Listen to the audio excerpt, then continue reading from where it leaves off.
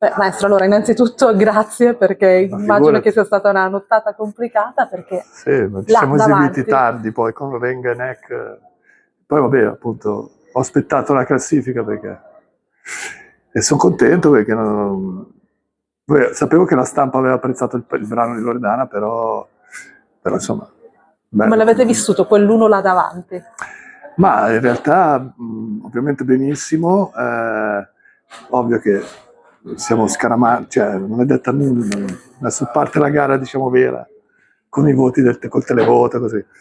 Però bene anche perché magari oggi c'è un po' l'occhio di bue su Loredana e la canzone verrà magari ascoltata un po' di più, ecco. Quello sì, è una buona partenza, diciamo così. Ma a livello emotivo come la stanno vivendo questa esperienza? Gli artisti? Sì. Ma devo dire bene. Poi sai, sono artisti anche dei veterani, per esempio quando sono saliti Francesco e Filippo Rengenek si vede che, adesso passami il tema, sono arrivati quelli veri, cioè quelli che cantano dal vivo da una vita e hanno preso il palco con una sicurezza e Infatti sembravano a casa no, loro. una performance, hanno fatto una performance eccezionale, Filippo e Renga.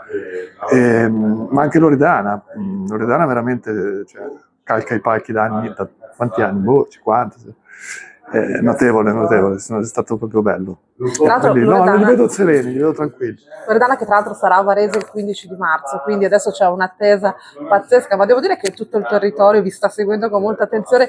Come vivete anche questa vicinanza, questa attenzione mediatica e sono qui tutti a fare il tifo?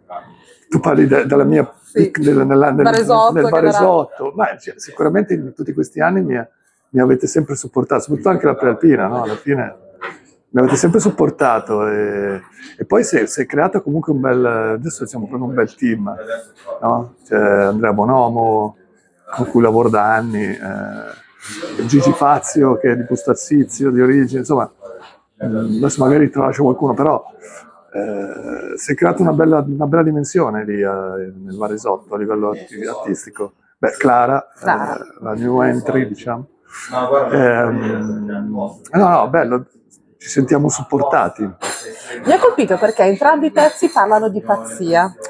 Quella è una coincidenza. Io mi chiedevo quanta follia artistica ci vuole per vivere così da vicino la musica. Ah beh, sicuramente diciamo che è una vita un po' sui generis perché ogni giorno ti alzi e devi scrivere qualcosa, perché alla fine non è che uno aspetta l'ispirazione, cioè è un lavoro, cioè impari proprio un mestiere proprio come un artigiano, no? Ti alzi e inizi a scrivere e fare. Quindi sì, se vogliamo chiamarla pazzia, sì, in effetti facciamo una vita particolare, quello sicuramente. Siamo dei privilegiati perché fare il lavoro che si ama, poi alla fine non si lavora tutta la vita. No? Però sì, un po' di pazzia.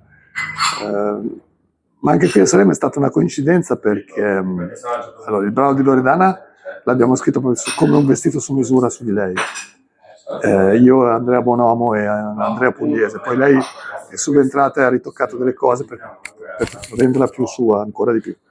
Mentre Pazzo di te di Rengenek è un pezzo che esisteva da anni, di Dardust e di Diego Mancino, e Francesco l'aveva già provinato e poi diciamo che l'hanno migliorato insieme con Filippo e hanno fatto un upgrade.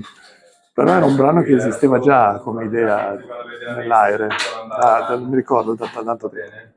Un'ultima battuta. Abbiamo, guardando soprattutto la serata dei duetti, l'idea che l'orchestra sta ritornando prepotentemente al centro dell'attenzione. Oggi inizieremo con un'orchestra di tipo diverso, un'orchestra del liscio per i 70 anni di Romagna Mia, ma nei duetti le orchestre tornano alla grande. Sì. Controtendenza verso la rap o la trap o semplicemente che la musica è bella da vivere anche dal punto di vista della conoscenza, della cultura musicale?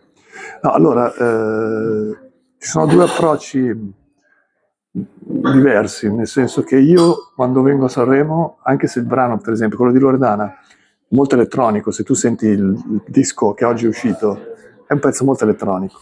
Però qua io preferisco sempre fare un arrangiamento ad hoc, che è un po' come fanno anche in America, no? Quando vedi le performance ai Grammy Awards, per esempio, fanno una versione suonata, perché perché sennò risulta tutto molto più asettico. Poi c'è un'orchestra, sfruttala. Io mi esalto molto a sentire l'orchestra che suona.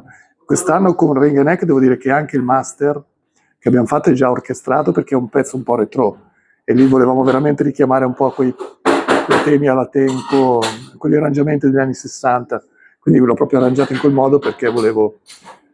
però appunto vedo che molti miei colleghi si attengono, cioè come si può dire, fanno proprio l'arrangiamento uguale al disco elettronico, e secondo me qua è un po' un...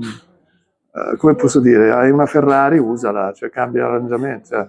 Poi capisco che sono esigenze artistiche, non è che... Però io preferisco sempre fare un arrangiamento ad hoc per Sanremo, anche se il lavoro è doppio, io mi diverto, è più bello.